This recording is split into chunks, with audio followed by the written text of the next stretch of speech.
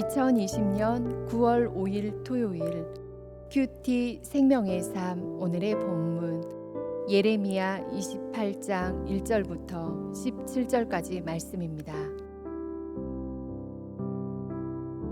그해 곧 유다 왕 시드기야가 다스리기 시작한 지 4년 다섯째 달 기브온 아술의 아들 선지자 하나냐가 여호와의 성전에서 제사장들과 모든 백성이 보는 앞에서 내게 말하여 이르되 만군의 여호와 이스라엘의 하나님이 이같이 일러 말씀하시기를 내가 바벨론의 왕의 멍에를 꺾었느니라. 내가 바벨론의 왕 느부갓네살이 이곳에서 빼앗아 바벨론으로 옮겨간 여호와의 성전 모든 기구를 2년 안에 다시 이곳으로 되돌려 오리라. 내가 또 유다의 왕 여호야김의 아들 여고니아와 바벨론으로 간 유다 모든 포로를 다시 이곳으로 돌아오게 하리니 이는 내가 바벨론의 왕의 멍에를 꺾을 것임이라 여호와의 말씀이니라 하니라. 선지자 예레미야가 여호와의 성전에 서 있는 제사장들과 모든 백성들이 보는 앞에서 선지자 하나냐에게 말하니라. 선지자 예레미야가 말하니라. 아멘. 여호와는 이같이 하옵소서. 여호와께서 내가 예언한 말대로 이루사 여호와의 성전 기구와 모든 포로를 바벨론에서 이곳으로 되돌려 오시기를 원하노라. 그러나 너는 내가 내 귀와 모든 백성의 귀에 이르는 이 말을 잘 들으라.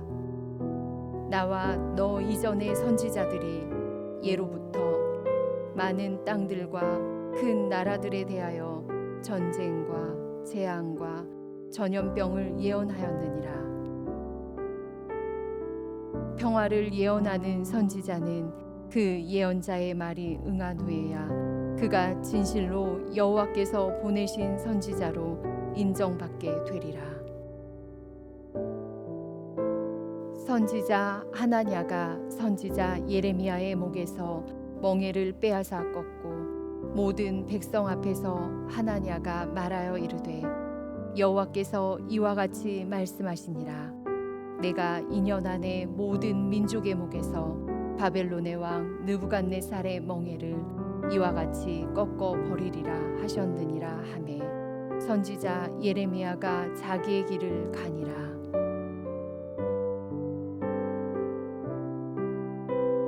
선지자 하나냐가 선지자 예레미야의 목에서 멍에를 꺾어 버린 후에 여호와의 말씀이 예레미야에게 임하니라. 이르시기를 너는 가서 하나냐에게 말하여 이르기를 여호와의 말씀에 내가 나무 멍에들을 꺾었으나 그 대신 쇠 멍에들을 만들었느니라. 만군의 여호와 이스라엘의 하나님께서 이와 같이 말씀하시니라. 내가 쇠 멍에로 이 모든 나라의 목에 메어 바벨론의 왕 느부갓네살을 섬기게 하였으니 그들이 그를 섬기리라. 내가 들짐승도 그에게 주었느니라 하라. 선지자 예레미야가 선지자 하나냐에게 이르되 하나냐여 들으라. 여호와께서 너를 보내지 아니하셨거늘 내가 이 백성에게 거짓을 믿게 하는도다. 그러므로 여호와께서 이와 같이 말씀하시되 내가 너를 지면에서 제하리니 내가 여호와께 패역한 말을 하였음이라. 내가 금년에 죽으리라 하셨느니라 하더니 선지자 하나냐가 그의 7째 달에 죽었더라. 아멘.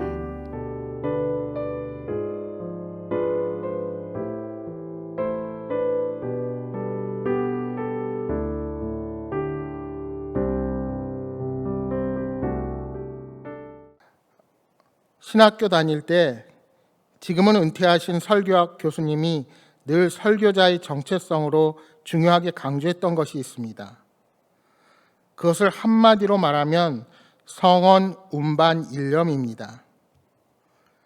설교자는 오직 하나님의 말씀만을 운반한다는 한결같은 마음을 가져야 한다는 것입니다.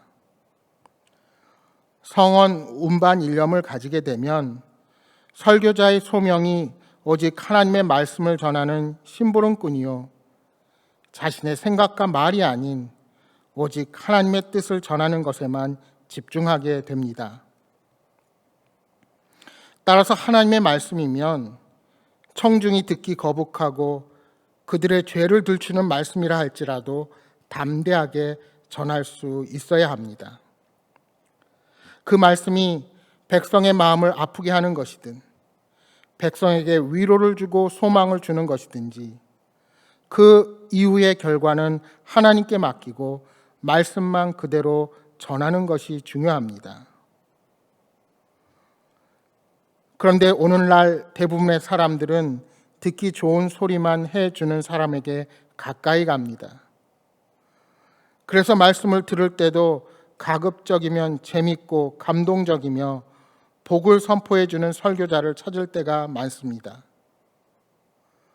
그러나 오늘 말씀은 누가 바른 말씀의 선포자인지, 우리가 어떻게 하나님의 말씀을 분별해야 하는지를 잘 보여줍니다. 기브온 아술의 아들 선지자 하나냐가 말씀을 전합니다. 하나냐는 기브온 출신으로 아버지 아술에 이어 제사장이 된 인물입니다. 그의 출신과 아버지의 이름 그리고 직업으로 봤을 때 그는 전통적 제사장 가문 출신에 인정받는 선지자였습니다. 하나냐의 이력은 제사장 출신 예레미야와 견주어 보았을 때 전혀 손색이 없는 이력입니다.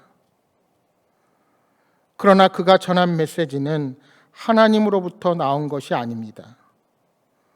그는 주변 상황을 살피면서 많은 사람들에게 인기를 얻을 수 있는 내용의 말씀을 전한 것입니다.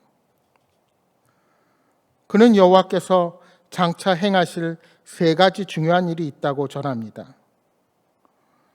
첫째는 여호와께서 바벨론 왕의 멍에를 꺾으실 것이요, 둘째로 느부갓네살이 예루살렘에서 탈취하여 바벨론으로 가져갔던 성전의 모든 물품과 기구를 하나님께서 2년 안에 다시 예루살렘으로 되돌아오게 하실 것을 예언합니다.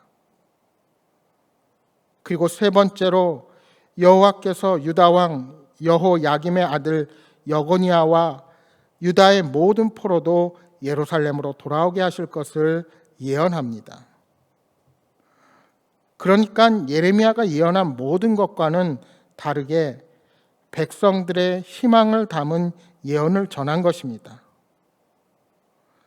더구나 하나냐는 말만 하지 않았습니다. 예레미야가 목에 메고 있는 멍에를 빼앗아 꺾어버렸습니다. 어떻게 보면 하나냐는 머리가 좋은 사람입니다. 하나냐는 어떤 말을 전해야 백성의 마음을 사로잡고 그들이 좋아할 것을 알았습니다. 더구나 고대 근동의 강자였던 애굽과 유다가 손을 잡은 상태입니다. 따라서 현실의 형국을 생각할 때 바벨론에게 빼앗긴 성전 기구들을 찾고 그들의 멍에로부터 벗어나게 될 것을 말하면 백성들이 좋아할 수밖에 없을 것이라는 사실을 생각한 것입니다. 이처럼 거짓 선지자는 당장은 사람들이 환영할 만한 내용을 전하는 자들입니다. 그 메시지에는 사람들의 욕망, 즉 평화와 번영의 가치에 가장 적합한 메시지입니다. 사람들의 세속적 욕망에 영합하는 메시지를 전함으로써 사람들로부터 추앙과 인기를 얻고 심지어 부를 쌓게 되는 겁니다. 그러나 어떤 말씀을 전하든 그가 전하는 메시지가 성경 전체의 교훈과 일치할 때만 그가 하나님이 보내신 참된 선지자라는 인정과 평가를 받을 수가 있는 것입니다. 그렇게 생각해 보면 작금의 기독교 안에서 일부 사람들이 함께 힘을 모아 소리를 낸 것이 하나님의 뜻에 의한 것인지, 사람들의 정치적 욕구와 권력에 대한 저항을 하나님의 이름을 팔아 한 것인지 우리는 깊이 생각해 보아야 할 것입니다. 여러분, 영적으로 무익한 메시지는 영혼을 오염시키고 결국 우리들을 하나님께로부터 멀어지게 만듭니다. 그러므로 우리는 대중적으로 인기 있는 메시지만을 줬거나 귀를 즐겁게 해주는 말씀만을 들으려는 욕구를 경계해야 합니다. 오히려 우리 마음의 회개를 불러일으키며 우리를 거룩한 삶으로 이끌어주는 말씀 앞에 귀를 기울여야 합니다. 여러분, 이렇게 멈추지 않는 코로나19의 고난 앞에 하나님이 우리에게 말씀하시려는 것이 무엇일까요? 바라기는 날마다 하나님의 참되고 온전한 말씀 앞에 우리의 삶을 돌아볼 수 있게 되기를 소망합니다. 주님이 책망하시면 잘못된 길에서 돌이켜 오직 십자가 복음을 위하여 살아가는 담대한 믿음의 사람으로 서게 되기를 바랍니다. 거짓 선지자 하나냐가 나무 멍에를 꺾어버리자 하나님은 예레미야에게 새 멍에들을 만들라 하십니다. 사람이 나무는 꺾을 수 있습니다. 그러나 쇠는 꺾을 수 없습니다. 하나님의 말씀을 거부하면 더 큰 어려움이 닥치는 것입니다. 바벨론은 나무 멍에가 아니라 쇠 멍에로 유다를 다스릴 것입니다. 실제로 주전 588년에서 주전 586년까지 바벨론은 유다를 무차별적으로 공격했고 유다는 완전히 초토화됩니다. 거짓 예언으로 백성을 오도한 하나냐도 비참한 최후를 맞이하게 됩니다. 예레미야가 거짓 선지자 하나냐에게 하나님의 말씀을 선포합니다. 15절 이하 17절의 말씀을 다시 보십시오. 선지자 예레미야가 선지자 하나냐에게 이르되 하나냐여 들으라. 여호와께서 너를 보내지 아니하셨거늘 내가 이 백성에게 거짓을 믿게 하는도다. 그러므로 여호와께서 이와 같이 말씀하시되 내가 너를 지면에서 제하리니 내가 여호와께 패역한 말을 하였음이라. 내가 금년에 죽으리라 하셨느니라 하더니 선지자 하나냐가 그의 7째 달에 죽었더라. 1절에 보시면 예레미야가 5째 달에 말씀을 전했으니 그로부터 2달 만에 하나냐가 죽은 것입니다. 이사야서 1장 19절 20절에 말씀합니다. 너희가 즐겨 순종하면 땅의 아름다운 소산을 먹을 것이요 너희가 거절하여 배반하면 칼에 삼켜지리라.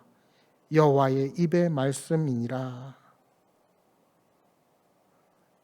예레미야처럼 하나님의 말씀에 순종하면 또 말씀이 임하는 복을 받습니다. 그러나 말씀에 불순종하여 인간의 마음을 좇으면 큰 어려움을 받고 멸망할 수밖에 없게 될 것입니다. 어떻게 우리가 바른 하나님의 말씀을 분별할 수 있겠습니까? 거짓 선지자들은 세상의 기준과 가치관으로 판단하고 당장의 좋은 말만을 하는 사람입니다.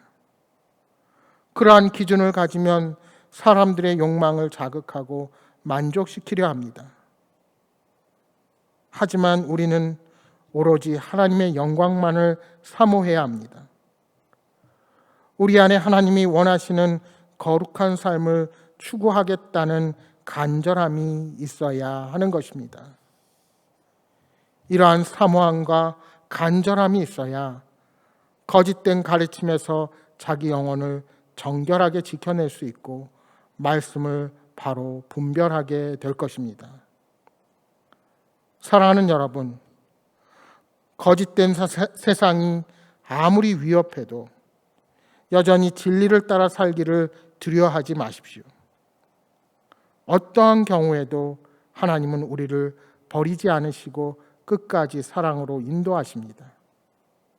그 주님을 신뢰하며 삶의 자리가 어디이든지 진리의 말씀을 따라 살아가는 담대한 신앙으로 서시기를 주님의 이름으로 축복합니다.